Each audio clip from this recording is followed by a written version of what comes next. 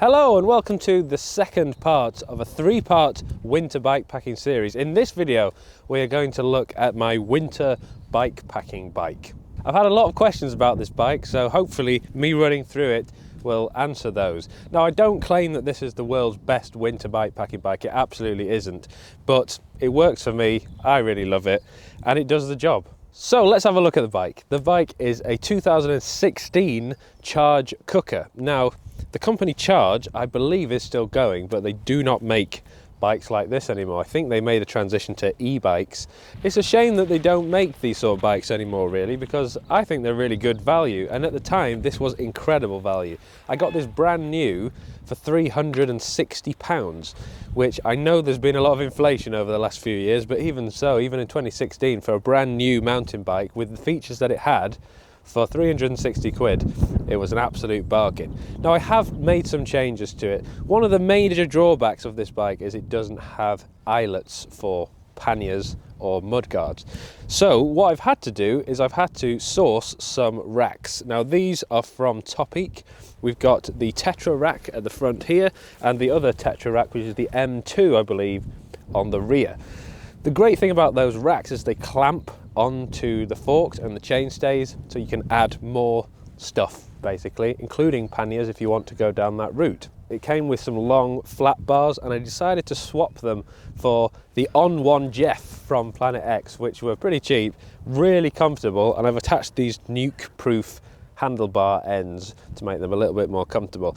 Seeing as I do quite a lot of bikepacking trips, I found that my wrists and shoulders were getting sore being hunched over like that, so having this bent bar makes things a lot more comfortable. I have also attached extra bottle cages to this bike. I don't use a hydration system, I just use good old-fashioned water bottles.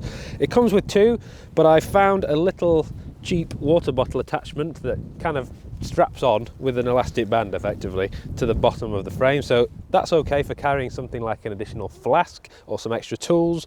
I've also got these clamps that go on top of the handlebars. I think they're from BBB, which meant that I can just clamp on a couple more water bottle cages, so if I want to take extra stuff, extra water, I absolutely can. I also have a Topeak mini pump that I attach to the frame so that if I end up with a puncture, I've always got something to be able to fix it.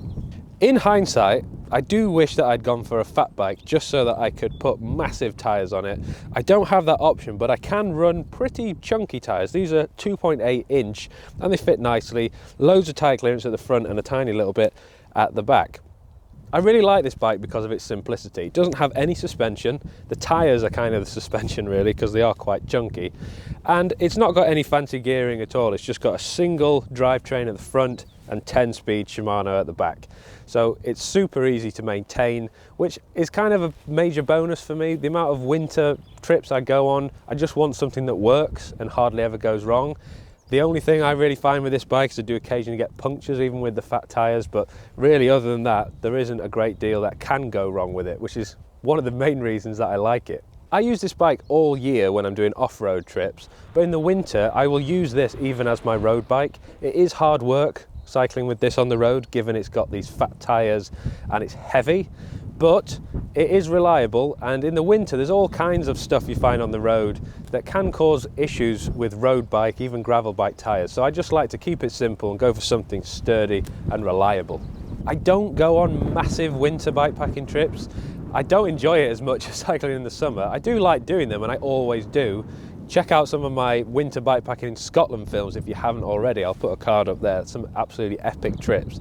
But because I only do the shortish trips, I don't mind riding with something that's heavy and kind of a bit cumbersome. I just want something that's reliable and will get me from A to B with minimal fuss.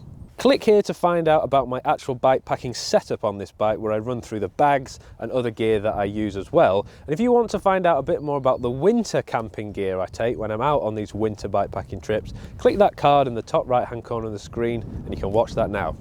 Thank you very much for watching, and I'll see you in the next video.